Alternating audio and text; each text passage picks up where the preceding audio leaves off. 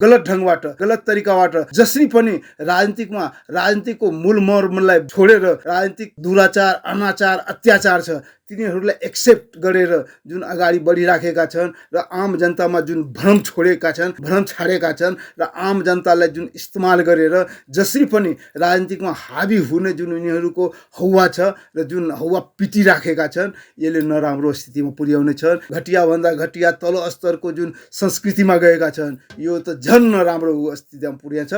यो देशको लागि एकदम नराम्रो हो। जो टेस्ट भइसकेका छन् जो जाँच दिएर फेल भइसकेका छन् 2/3 सरकार बनाएको 14 वर्ष जनयुद्ध के अरे 10 वर्ष जनयुद्ध हाँकेका नेताहरू हो 14 वर्ष जेल बसेकाहरू हो। यिनीहरूबाट के हुन सकेन।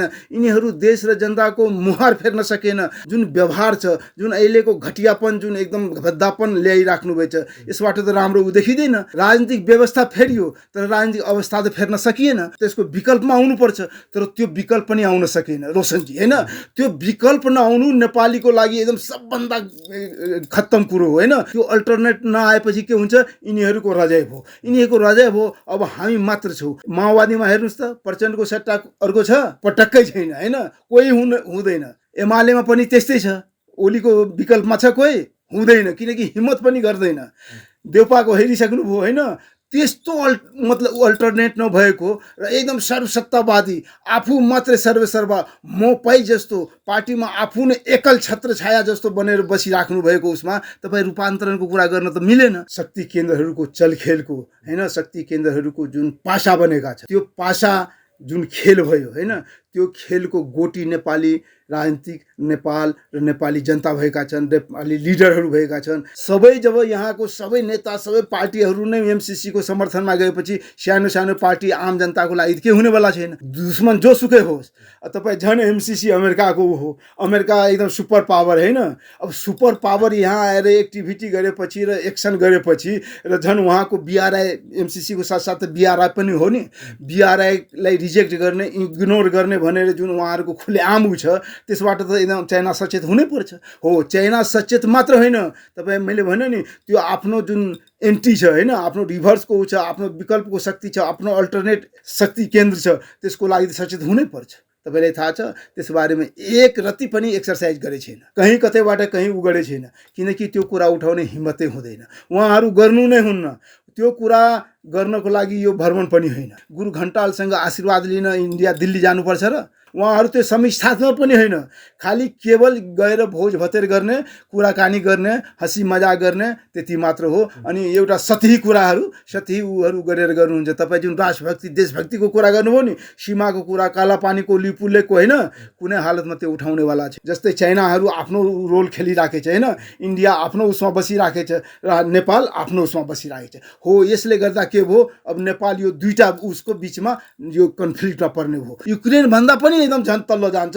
युक्रेन भन्दा पनि झन् एकदम डरलाग्दो स्थितिमा जान्छौँ हामी। रुस र अमेरिकाको उसमा फसेपछि त हामी फस्छौँ नि। हो त्यो फस्नबाट बच्नुपर्छ। हामीले तटस्थताको नीति अपनाउनु पर्थ्यो तर त्यो भएन। केही युवा नेताहरू मानसिक अवस्था ठिक नभएको जस्तो लाग्छ किनकि हामीलाई भोट दिनुहोस् हामीलाई जिताउनुहोस् हामी 50 लाख युवालाई हामी तुरुन्तै रोजगार दिन्छौँ। कसरी सम्भव छ देशमा 17 खर्ब ऋण छ प्रति व्यक्ति 62,000 ऋण पुगेको छ। यो अवस्थामा यदि कुनै एक व्यक्तिले अथवा कुनै एक पार्टीले सरकारमा पुगेको खण्डमा 50 लाख युवालाई एकैचोटि रोजगार दिन सम्भव छ यो देशमा अहिलेको होइन। त्यो एउटा सरासर के अरे झुटको खेती मात्र हो।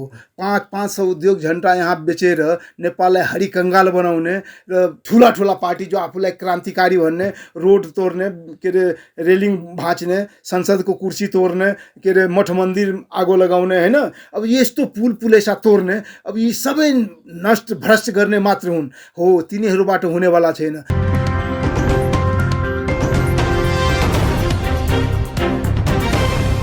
आदरणीय दर्शक महानुभाव नमस्कार। तपाईँ तिमीले हेर्दै हुनुहुन्छ न्युज फटाफट नेपाल र साथमा म रोशन घाटी उपस्थित भएको छु। आज हामीसँग कुराकानी गर्नको लागि राजनैतिक विश्लेषक डाक्टर ललन चौधरीजी हुनुहुन्छ। नमस्कार स्वागत छ यहाँलाई। नमस्ते धन्यवाद। अहिले जसरी नेपाली राजनीतिमा एक अर्कालाई गाली गरेर आफूले चुनावमा भोट तान्ने रणनीति देखियो शीर्ष नेताहरूको भनेको हामीले जुन पार्टीहरू चाहिँ फेरि सत्ता सञ्चालन गर्न आइपुग्छन् भन्ने अथवा राष्ट्रिय दल बन्छन् भन्ने दलका शीर्ष नेतृत्वहरूले चाहिँ अर्को पार्टीलाई गाली गर्ने राजनीति यो भयो, यसले हामीलाई कहाँ पुर्याउँछ? जसरी 5 वर्षसम्म के कस्ता कामहरू भए भनेर मूल्याङ्कन हुनुपर्ने, अब कस्ता एजेन्डाहरू, अब कसरी नेपाललाई समृद्ध बनाउने भन्ने विभिन्न कोणबाट कुराकानी हुन सक्थ्यो। अहिले त खालि गालीको राजनीति मात्रै भयो। यसले कहाँ पुर्याउँदैछ हामीलाई? कस्तो समाज निर्माण गर्दैछौँ हामीले? कस्तो देश निर्माण हुन्छ यसले? तपाईँ सही कुरो उठाउनु हो। अहिले जुन यिनीहरू राजनीतिक होइन अकल्चरेसनको जुन संस्कृति विकास गरेछ यो एकदम नराम्रो स्थितिमा जान्छ होइन। यो कहाँ गएर ठोकिन्छ र जुन राजनीतिक यसले भोलाटाइल होइन भोलाटाइल अवस्थामा छ, कहाँ गइन्छ र कता जान्छ त्यो कुनै ठेगान छैन। राजनीतिक जुन लिडरहरू हो होइन उहाँहरूको जुन रोल प्लेइङ छ होइन, रोल प्लेइङ त बुझिसक्नुभएछ। यिनीहरूको रोल प्लेइङ राजनीतिकलाई पेसा बनाइसकेको छ। पेसा बनाएर यिनीहरू के गर्छ? भ्रष्टाचार, दुराचार, अनाचार हरेक जो राजनीतिको विकृति विसङ्गति हो त्यसलाई अँगालेर अगाडि बढिरहेको छ। त्यही भएर यिनीहरूको रोल जुन प्लेइङ छ त्यो रोल मोडेलमा आएन। रोल मोडेल भएपछि के हुन्छ? सही सुशासन हुन्छ। सुशासन भएपछि देशलाई नयाँ दिशा, नयाँ नेपाल बनाउने, आम जनताको मुक्तिको कुरा गर्ने त्यो छैन। यिनीहरू के छ? स्ट्रगल फर एक्जिस्टेन्स, आफ्नो अस्तित्वको लागि घटियाभन्दा घटिया, तल्लो स्तरको भन्दा तल्लो स्तरको होइन गाली गलोचमा जुन उत्रेका छन् त्यो उनीहरूको रवैयाले उनीहरूको एकदम भद्दापन, जुन राजनीतिक भद्दापन हुन्छ नि त्यो देखाइसकेछ।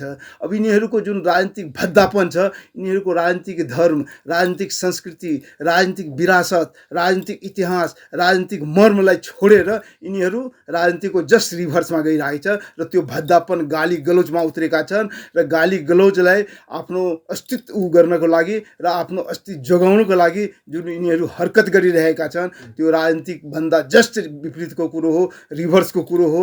तर यसले देशलाई, आम जनतालाई र राष्ट्रलाई र समाजलाई गति दिने होइन, राम्रो स्थितिमा ल्याउने होइन। यिनीहरू गलत ढङ्गबाट, गलत तरिकाबाट जसरी पनि राजनीतिकको मूल मर्मलाई छोडेर राजनीतिकको जुन दुराचार, अनाचार, अत्याचार छ तिनीहरूलाई एक्सेप्ट गरेर जुन अगाडि बढिराखेका छन् र आम जनतामा जुन भ्रम छोडेका छन्, भ्रम छाडेका छन् र आम जनतालाई जुन इस्तेमाल गरेर जसरी पनि राजनीतिकमा हाबी हुने जुन उनीहरूको हौवा छ र जुन हौवा पिटिराखेका छन् यसले नराम्रो स्थितिमा पुर्याउने छन्। किनकि राजनीतिक स्थिति अन्तर्राष्ट्र, देशी विदेशी अन्तर्राष्ट्रिय स्थितिबाट यहाँको राजनीति एकदम भोलाटाइल अवस्थामा गइसकेका छन्।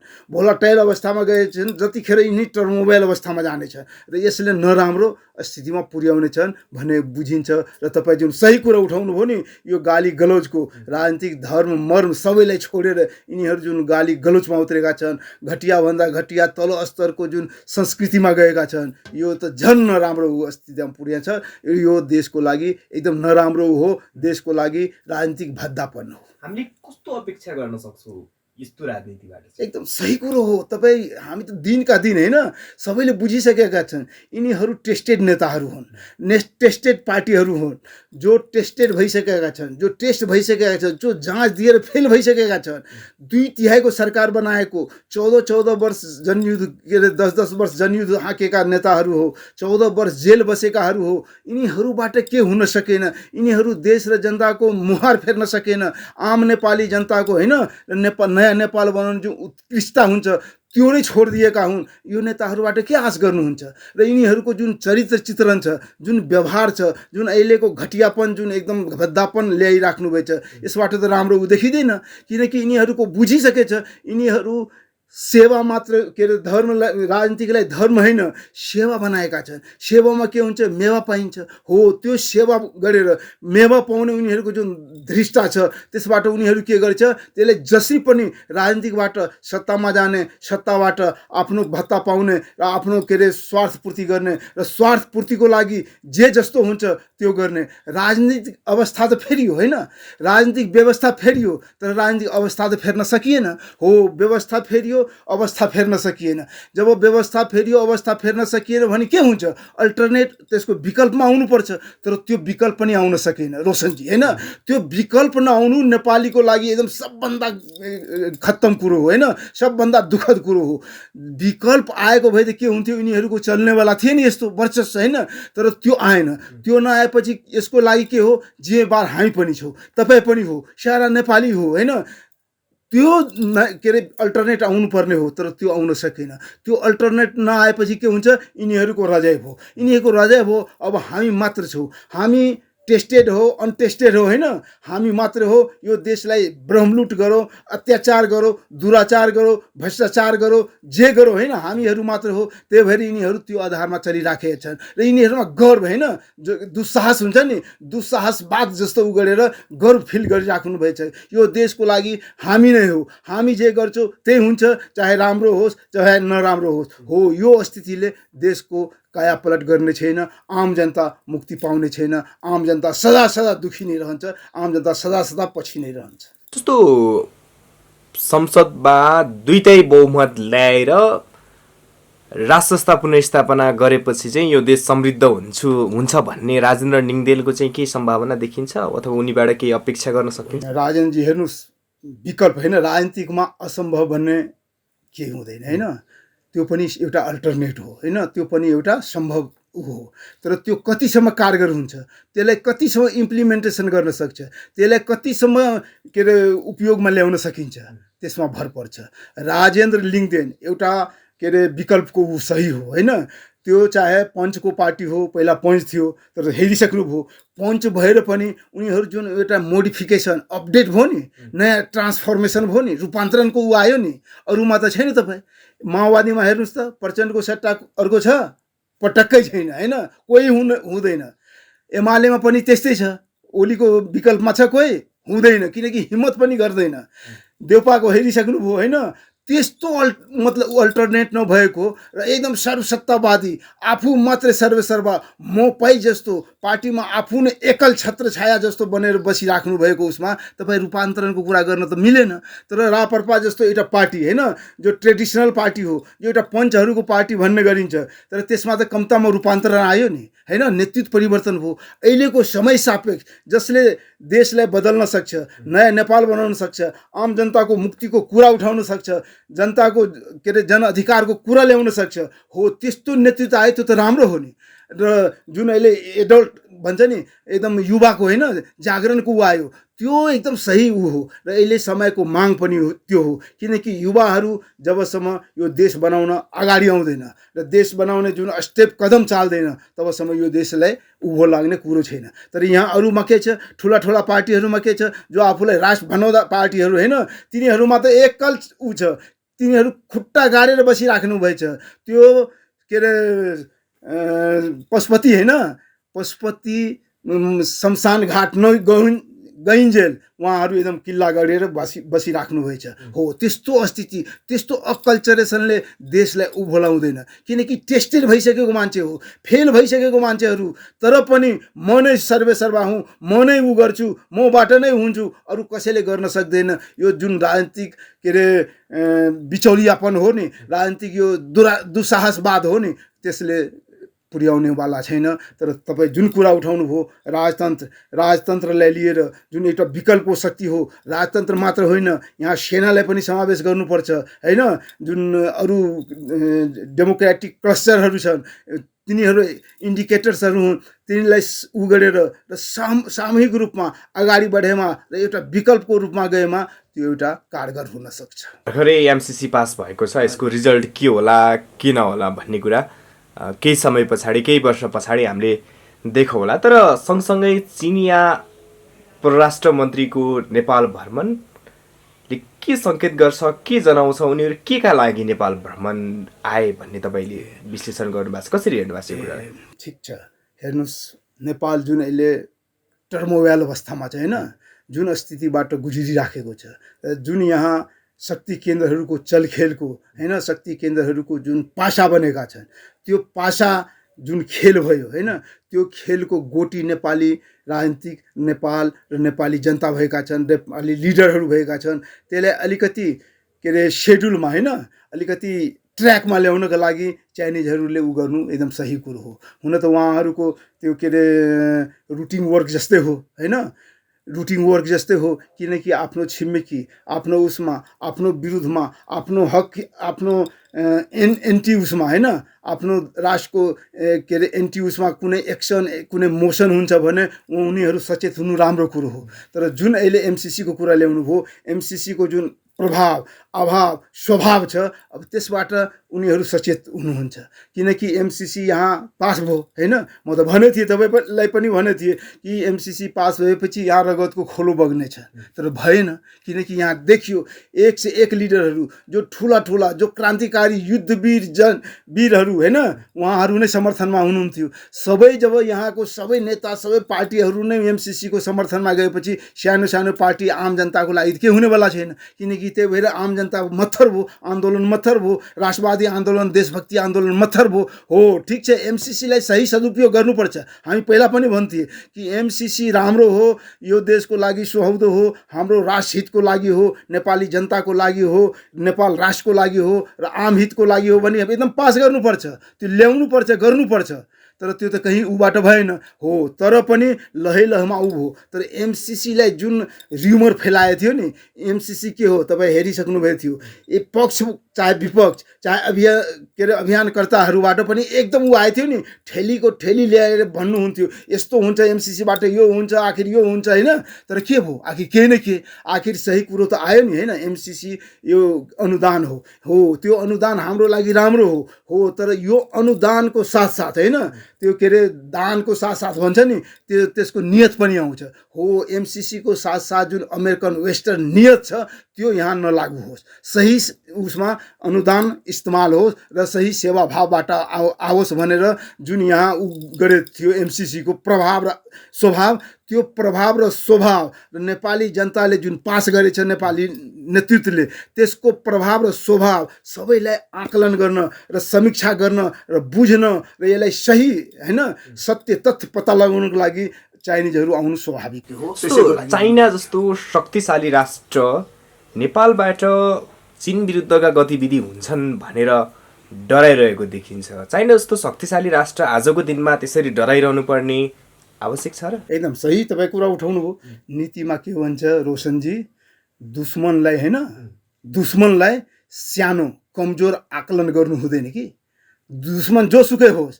तपाईँ झन् एमसिसी अमेरिकाको हो, अमेरिका एकदम सुपर पावर होइन। अब सुपर पावर यहाँ आएर एक्टिभिटी गरेपछि र एक्सन गरेपछि र झन् उहाँको बिआरआई एमसिसीको साथसाथै बिआरआई पनि हो नि, बिआरआईलाई रिजेक्ट गर्ने इग्नोर गर्ने भनेर जुन उहाँहरूको खुलेआम छ त्यसबाट त एकदम चाइना सचेत हुनैपर्छ हो। चाइना सचेत मात्र होइन, तपाईँ मैले भने नि त्यो आफ्नो जुन एन्टी छ होइन, आफ्नो रिभर्सको छ, आफ्नो विकल्पको शक्ति छ, आफ्नो अल्टरनेट शक्ति केन्द्र छ, त्यसको लागि सचेत हुनैपर्छ। सचेत मात्र होइन, ऊ त एकदम त्यसबाट एकदम पाठ सिक्नै पर्छ र उसको एक्सन मोसन उसको गतिविधि उसको के अरे स्टेपबाट त ऊ पाठ सिक्नुपर्छ र ऊ आफ्नो सेफको लागि आफ्नो सेफ्टीको लागि पनि एक्सन चाल्नुपर्छ। सही कुरो हो। अब केही दिनमा प्रधानमन्त्री शेरबहादुर देउवा भारत भ्रमण गर्दैछन्।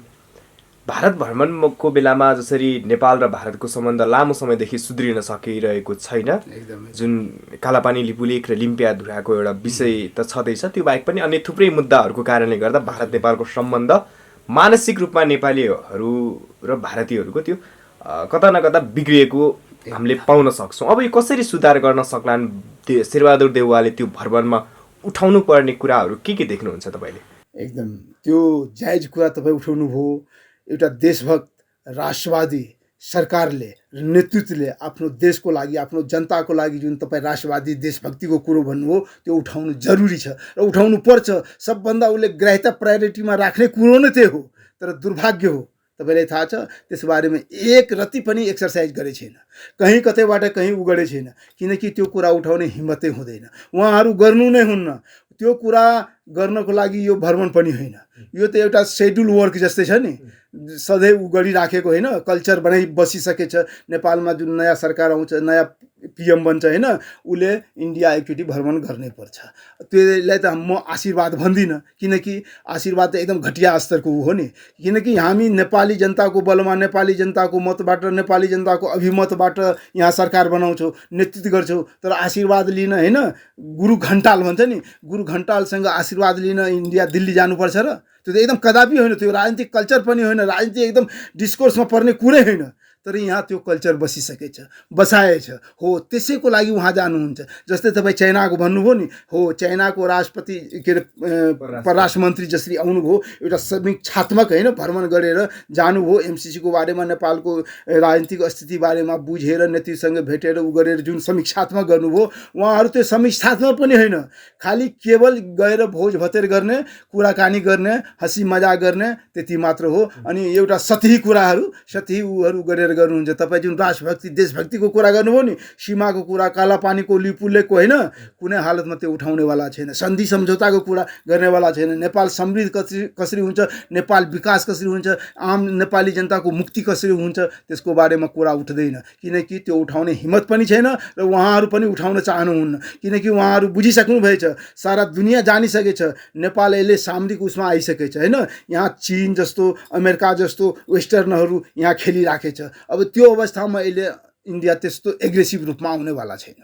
भारतका एक नेताले शेरबहादुर देउवालाई हामीले सभापतिका रूपमा, नेपाली काङ्ग्रेसको सभापतिमा जिताउनको लागि जुन सहयोग हामीले गरेका थियौँ, त्यसको धन्यवाद दिनको लागि आउँदै हुनुहुन्छ भने त्यही नै हो। त्यो बाहेक त्यो त एकदम रुटिन वर्क जस्तो हुन्छ नि। पहिला यो एउटा कल्चर बसिसकेछ, यहाँबाट जितेपछि हाम्रो के अरे ठुलो कन्ट्री हो होइन, हाम्रो एकदम सौहार्दपूर्ण के अरे सम्बन्ध छ, बेटी रोटीको सम्बन्ध छ, हाम्रो ओपन बोर्डर छ, धर्म संस्कृति हरेक चिज मिल्छ, कल्ट मिल्छ। त्यो भएर जानु स्वाभाविक हो, त्यति मात्र हो। त्यसको लागि जानुहुन्छ, अलिकति कुराकानी गर्नुहुन्छ, के अरे सुख दुःखको कुरा हुन्छ, अलिकति छलफल हुन्छ, त्यति मात्र हो। जस्तो नेपाल असंलग्न परराष्ट्र नीति हुँदाहुँदै पनि एउटा खेमामा गएर उभिएको छ। जस्तो युक्रेन रुसको युद्धको बेलामा जसरी नेपालले युक्रेनको पक्षमा बोल्यो, त्यस पछाडि स्पष्ट रूपमा चाहिँ एउटा खेमामा उभिएको छ। अब असंलग्न परराष्ट्र नीति रहेन।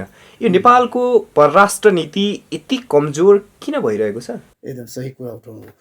नेपाल सदियोंदेखि होइन, यसको विदेश नीति असंलग्न पंचशीलको सिद्धान्त अनुसार चल्ने हो। तर अहिले के भयो, असंलग्न परराष्ट्र नीति होइन, स्वतन्त्र परराष्ट्र नीति जस्तो भयो होइन। स्वतन्त्र परराष्ट्र नीति हुनुको कारण यो नेताहरूको नेतृत्व पङ्क्तिको मतलब कमजोरीको हो। किनकि हामीले सदियोंदेखि मानिराखेका छौँ। अहिले जुन ठुला ठुला कन्ट्री होइन, भीमकाय कन्ट्रीहरू, शक्तिशाली कन्ट्रीहरू, शक्ति केन्द्रको चपेटमा त हामी पर्न सक्दैनौँ। उसँग हामी डिफेन्स पनि गर्न सक्दैनौँ, उसँग लड्न त कुरै छोड्नुहोस्, डिफेन्स गर्न सक्दैनौँ। हो, त्यो स्थितिमा हामीले के गर्नु पर्थ्यो, असंलग्न परराष्ट्र नीति अनुसार हामीले रोल प्ले गर्नु पर्थ्यो।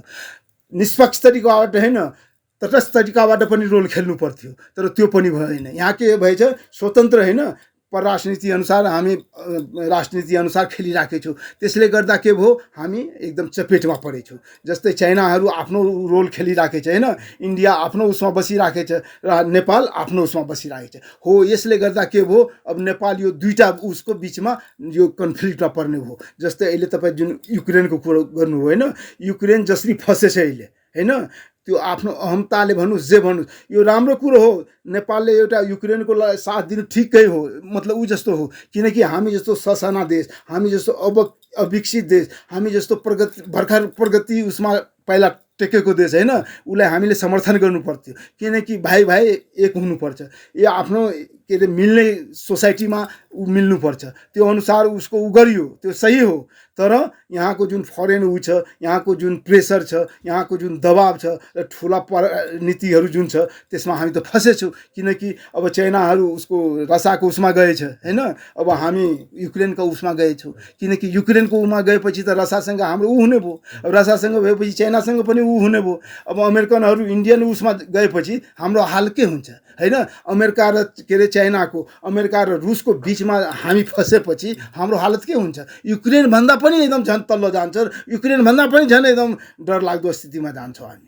छिमेकी राष्ट्र चीन जुन चाहिँ विश्वकै सबैभन्दा शक्तिशाली राष्ट्रको रूपमा आफूलाई उभ्याउने प्रयास गर्दैछ, लगभग उभिने तयारीमा छ, यस्तो राष्ट्रलाई हामीले चिडाएर पश्चिमाको पक्षमा पुग्दाखेरि त्यो चीनको दबाव नेपालले थेग्न सक्छ? हो, त्यही त मैले भने, म त सुरुमै भनिदिएँ होइन, यो ठुला ठुला शक्ति केन्द्रको बिचमा हामीले त तटस्थताको नीति अपनाउनु पर्छ, जो हाम्रो सदियोदेखि असंलग्न परराष्ट्र हो, पञ्चशीलको सिद्धान्त हो। तर हामी त भएन, अहिले त असंलग्न परराष्ट्र नीति, स्वतन्त्र परराष्ट्र नीतिमा हामी गइसकेका छौँ। स्वतन्त्र परराष्ट्र नीतिमा गएपछि हामीले सोच्नुपर्छ नि, के अरे पोस्ट अपरेसन केयर भन्छ नि, हो त्यस्तो सोच्नुपर्छ कि हामी यस्तो गरेपछि, यो कदम चालेपछि, हामी यो साइड लिएपछि भोलि यसको जुन एक्सन हुन्छ होइन, यसको जुन मोसन आउँछ त्यो कतातिर जान्छ, त्यो हाम्रो उसमा फिट छ कि छैन, हामी त्यसलाई थेग्न सक्छौँ कि सक्दैन, हो त्यो अनुसार जानुपर्ने हो। तर त्यो गर्न सकिएन।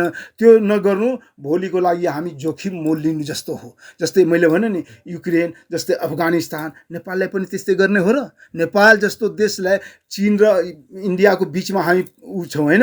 अब यसको लागि यो अनुसारको हामी नीति खेल्नुपर्ने हो। अहिले झन् चीन र अमेरिकाको उसमा गइसकेको छ, रुस र अमेरिकाको उसमा फसेपछि त हामी फस्छौँ नि। हो, त्यो फस्नबाट बच्नुपर्छ। हामीले तटस्थताको नीति अपनाउनु पर्थ्यो, तर त्यो भएन। अब तेस्रो विश्वयुद्ध यदि भयो भने, जसरी धेरैले विश्लेषण गरिरहेछन् तेस्रो विश्वयुद्ध पनि हुन्छ भनेर, त्यसमा त नेपाल एकदमै ठुलो चपेटामा पर्ने भएन होइन। हामी त एउटा पक्षसम्म उभिसक्यो। जसरी हिजोको दिनमा राजा वीरेन्द्रले नेपाल चाहिँ यो छिमेकी राष्ट्रहरूलाई नचिट्याउनको लागि अथवा छिमेकी राष्ट्रहरूको युद्धमा सहभागी नहुनको लागि नेपाल एक स्वतन्त्र अनि शान्त राष्ट्र भनेर जसरी घोषणा गर्न खोजिरहेको थियो राजा वीरेन्द्रले, त्यो त सफल हुन सकेन। त्यही त, त्यो सफल हो, त्यो हाम्रो नालायकीपन हो होइन, त्यो हाम्रो एकदम अदूरदर्शिता हो, राजनीतिक अदूरदर्शिता हो। त्यसको लागि तपाईँ हामीले, देशले, जनताले, नेतृत्वले सोच्नुपर्ने हो, तर सोच्नु भएन। उहाँहरू त कदम स्टेप चालिसक्नुभयो। अब यसको इम्प्याक्ट के पर्छ, अब त्यो बुझ्नुपर्छ। अब त्यो इम्प्याक्टलाई थेग्नको लागि, उसलाई फेस गर्नको लागि हामीले कदम चाल्नुपर्छ होइन। अब तपाईँ, हामीलाई थाहै छ, जब ठुला ठुला दुईटा लड्छन् बिचमा त के हुन्छ, जो कमजोर हुन्छ उसको हुन्छ, नोक्सान हुन्छ। अब त्यो बिचमा हामी पर्छौँ। अब कति हामी नोक्सान उठाउन सक्छौँ, त्यसको मोल तिर्न सक्छौँ कि सक्दैन, हो त्यो कुरा बुझ्ने कुरा हो। चुरो कुरो त्यो हो। जस्तो 10 बुँदे व्याख्यात्मक टिप्पणी भनियो एमसीसी पास गर्ने बेलामा, त्यो पनि स्वयं प्रचण्ड, माधव कुमार नेपालको भन्दा पनि विदेशीकै इसारामा उनीहरूले नै लेखेको कुरालाई यहाँ कपी गरेर संसदमा बोलेको भन्ने जुन बाहिर गाईगुई शङ्का गरिएको छ। होइन, यस्तो छ, अब एमसीसीको बारेमा तपाईँ हामी होइन सुरुदेखि धेरै कुरा गरेछौँ होइन। एमसीसी यो देशको लागि हितकर हो कि होइन, राष्ट्रहितको लागि सही हो कि होइन, त्यस बारेमा सही कुरा आएन कि। त्यो सही कुरा न जनतालाई थाहा छ न नेताहरूलाई थाहा छ होइन। अब नेताहरूलाई थाहै छैन अनि जनताले कसरी थाहा दिने होइन।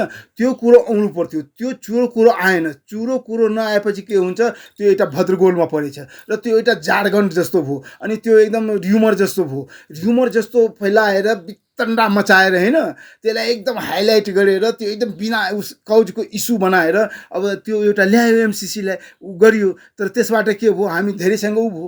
सुरुमा त अमेरिकाले पनि ऊ गरेको थियो, कस्तो नेपाली होइन, नेपालको पोलिसी नेतृत्व। अनि जो उसको रिभर्समा छ, जस्तै चाइनाको तपाईँ कुरा गर्नुभयो, चाइनाले पनि त्यही गरिराखेको थियो। नेपाली जनता नेपालीको हितको लागि होइन, नेपालको लागि ऊ छैन भने नेपाली जनता उठ्नुपर्ने हो, तर त्यो पनि भएन।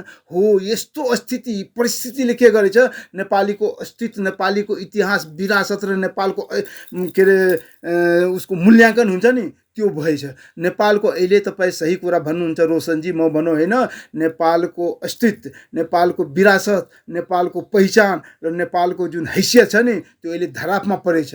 किनकि अहिले जुन एमसीसीको बारेमा होइन, र जुन के अरे अहिलेको विश्व राजनीतिको उसमा परेछ होइन, यसले गर्दा के नेपालको विश्वसनीयता अहिले खत्तम भएछ।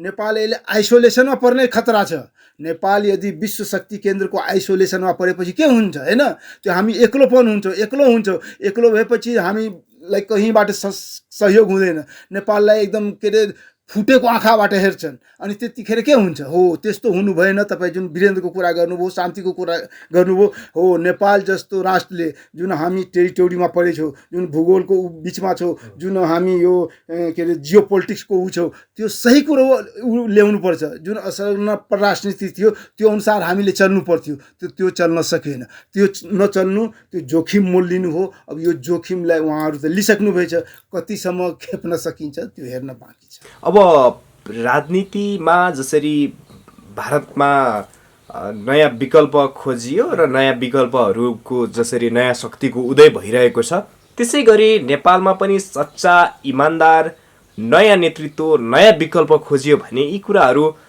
सुल्झिने सम्भावना देख्नुहुन्छ अथवा हामी फसिसक्यौँ, अब कतै न कतै गएर लामो समयसम्म यसले ठुलो असर गर्छ भन्ने नै हो। सही हो। म सधैँ यही कुरामा प्लिड गर्ने मान्छे हुँ होइन, किनकि यसको अल्टरनेट आउनुपर्छ, कुनै चिजको विकल्प आउनुपर्छ। तर दुर्भाग्य हो नेपालमा अहिलेसम्म विकल्प भएन होइन। हेर्नुहोस् यत्रो मतलब दुर्घटना भयो, राजनीतिक उथलपुथल भयो होइन, तर पनि एउटा कसैले विकल्पको ऊ दिन सकेन। धेरै विकल्पको पार्टीको रूपमा आयो तर उसले स्थापित हुन सकेन, सस्टेन गर्न सकेन। यो नगरेपछि के हुन्छ, यहाँ मोनोपोली भयो, टु पार्टी सिस्टमको यहाँ जग बलियो भयो होइन। अब टु पार्टी सिस्टम अनुसार उनीहरू एकदम रजाइ गर्ने भयो। अब टु पार्टी सिस्टमको रजाइ भएपछि के हुन्छ, अल्टरनेट त भएन। अल्टरनेट नहुनु दुःखद हो, अल्टरनेटको लागि तयारी नहुनु दुःखद हो। तर मलाई एउटै कुरामा ऊ छ, तपाईँ जस्तो मिडियाले जुन झकझकाइराख्नु भएछ यो क्वेसन उठाएर होइन, हामी यो नेपाली जनतालाई, यहाँका लिडरहरूलाई, यहाँका पार्टीहरूलाई, तमाम नेपाली जनताहरूलाई अब बस्न दिनु भएन, सुत्न दिनु भएन, जगाइराख्नुपर्छ, घचघचाइराख्नुपर्छ। तर बडो खुसीको कुरो हो यसले चुनाव आएको छ। चुनाव जस्तो होइन, चुनाव त एउटा युनिभर्सिटी हो नि, यो शिक्षाको मुहान हो, केन्द्र हो, मन्दिर हो। त्यसबाट जागरण लिनुपर्छ, जनतामा आम चेतना दिनुपर्छ र चुनावको मार्फत जनतामा चेतना ल्याएर यसको अल्टरनेटको तयारी गर्नुपर्छ। यो मात्र एउटा विकल्प जस्तो देख्छु। केही युवा नेताहरू मानसिक अवस्था ठिक नभएको जस्तो लाग्छ, किनकि हामीलाई भोट दिनुहोस्, हामीलाई जिताउनुहोस्, हामी 50 लाख युवालाई हामी तुरुन्तै रोजगार दिन्छौँ। कसरी सम्भव छ? देशमा 17 खर्ब ऋण छ, प्रति व्यक्ति 62,000 ऋण पुगेको छ। यो अवस्थामा यदि कुनै एक व्यक्तिले अथवा कुनै एक पार्टीले सरकारमा पुगेको खण्डमा 50 लाख युवालाई एकैचोटि रोजगार दिन सम्भव छ यो देशमा अहिलेको? होइन, त्यो एउटा सरासर के अरे यो बिकाउने ऊ हुन्छ नि, झुटको खेती मात्र हो, त्यो हुन सक्दैन। त्यसको लागि युवालाई तपाईँ रोजगार दिएर मात्र हुँदैन होइन, रोजगारको लागि त्यो व्यवस्था ऊ गर्नुपर्छ, त्यसको लागि सिचुएसन क्रिएट गर्नुपर्छ। आम जनता जुन युवा छ, आम युवाहरूलाई आफ्नै होइन पौडखबाट, आफ्नै हात पाखुराको र आफ्नै ट्रेडिसनल जुन छ नि हाम्रो घरेलु कृषि, घरेलु के अरे फलफुल, घरेलु के अरे जीवजन्तु होइन, यहाँको जडीबुटी, नेपालकै अनुसार यहाँको टुरिज्महरूलाई ऊ गरेर मात्र हुन्छ, नत्र तपाईँ अरू गर्न सक्नुहुन्न। किनकि तपाईँ हेरिसक्नुभयो 500-500वटा यहाँ उद्योग धन्दा कसले बेचेछ होइन। 500 उद्योग झन्डा यहाँ बेचेर नेपाललाई हरिकङ्गाल बनाउने र के अरे ठुला ठुला पार्टी जो आफूलाई क्रान्तिकारी भन्ने, रोड तोड्ने, के अरे रेलिङ भाँच्ने, संसदको कुर्सी तोड्ने, के अरे मठ मन्दिर आगो लगाउने होइन, अब यस्तो पुल पुलेसा तोड्ने, अब यी सबै नष्ट भ्रष्ट गर्ने मात्र हुन् हो, तिनीहरूबाट हुनेवाला छैन। यसको लागि के छ, आमूल परिवर्तनको पक्षमा र आम जनतालाई समृद्ध गर्ने जुन ट्रेडिसनल व्यवसायहरू छ र जुन मोडर्न व्यवसायहरू छ त्यसलाई अँगाल्नुपर्छ र आफ्नै बलबुतामा, आफ्नै पोडक अनुसार गर्न सक्नुपर्छ, नत्र अरूबाट हुनेवाला छैन। 50 लाख जुन भन्नुभयो नि, 25 लाख पनि दिनेवाला छैन, 5 लाखको पनि दिनेवाला छैन हो। त्यसको लागि के गर्नुपर्छ, आम जनतामा त्यो चेतना आउनुपर्छ, आम युवामा त्यो चेतना आउनुपर्छ। अब हामी देशको लागि अहिलेसम्म गरियो होइन, हामी देशको लागि र स्वयं आफ्नो लागि अब आफ्नै पोरखमा गर्ने जबसम्म त्यो सद्बुद्धि आउँदैन त्यो हुनेवाला छैन। हस्, यहाँको यो महत्त्वपूर्ण समय र विचारको लागि धेरै धेरै धन्यवाद। नमस्कार। धन्यवाद रोशनजी।